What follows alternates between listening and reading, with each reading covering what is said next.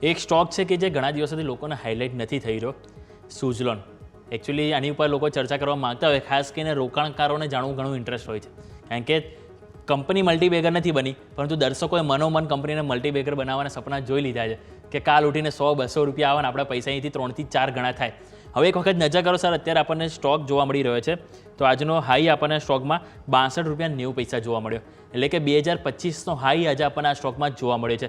છેલ્લા આપણે જોઈએ તો 2025 બાદ સ્ટોક એક નાનકડી રેન્જમાં જોડે, નીચેની તરફ 45 અને ઉપરની તરફ 60, આ રેન્જમાં કારોબાર જોવા મળ્યો. હવે ફાઇનલી આજે 62 ને ઉપર જોવા મળ્યો છે.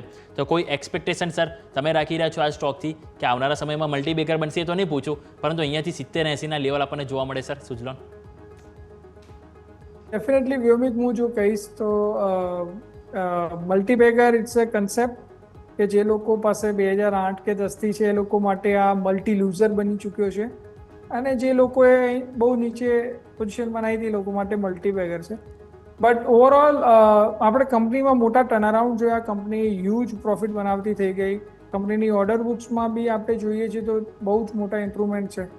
કંપની સારું રિઝલ્ટ ડિલિવર કરવાના ચાન્સીસ મેક્સિમમ છે, અને અહીંયાથી આવનારા 2-3 વર્ષ માટેની બી રેવન્યુ વિઝિબિલિટી ઓર્ડર બુકને જોતા સારી છે.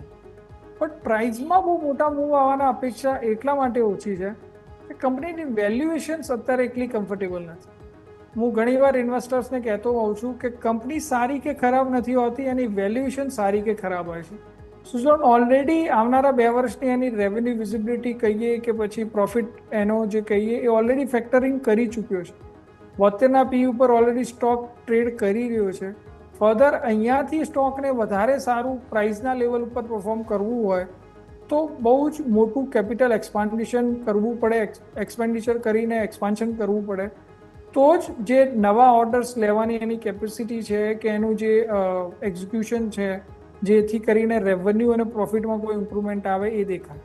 સો હાલ પૂરતું ના તો એની કેપિટલ એક્સપેન્શનની કોઈ સાયકલ દેખાઈ રહી છે, અને જે ઓર્ડર ઓલરેડી છે અને જે કેપેસિટી છે એ પ્રમાણે જોતા ઓલરેડી એની વેલ્યુએશન આ પ્રાઇસમાં ફેક્ટરિંગ થઈ ચૂકી છે. ટેકનિકલી ડેફિનેટલી આપણે કહી શકીએ છીએ કે લાંબા કન્સોલિડેશન બાદ આજે 62 ઉપરનું ક્લોઝિંગ આપ્યું છે. 58નો એસએલ બની શકે છે, ઉપરમાં 70-72 સુધીના લેવલ્સ આવનારા 1 થી 2 મહિનામાં આવી શકે છે. બટ કોઈ મોટા સિગ્નિફિકન્ટ ઇમ્પ્રુવમેન્ટ માટે કંપનીની કેપિટલ એક્સપાન્શનની એનાઉન્સમેન્ટ બહુ જરૂરી છે. એના વગર કોઈ મોટા મૂવ આવે એવી અપેક્ષા નથી. જી બિલકુલ. તો ઓવરઓલ વાત થઈ સુઝલોન, જ્યાં આપણે ખાસ કરીને એથી ફોકસ હોવું જોઈએ. બીજું સર, એક ડિફેન્સ સ્ટોકમાંથી વાત કરવા માગું છું, ભારત ઇલેક્ટ્રોનિક્સ ઉપર. 2-3 દિવસ આપણે જોઈએ તો સપ્તાહની શરૂઆતમાં થોડું નફા વસૂલી આપણને જોવા મળી, પરંતુ ફરીથી ક્યાંક ને ક્યાંક કમબેક જોવા મળી છે.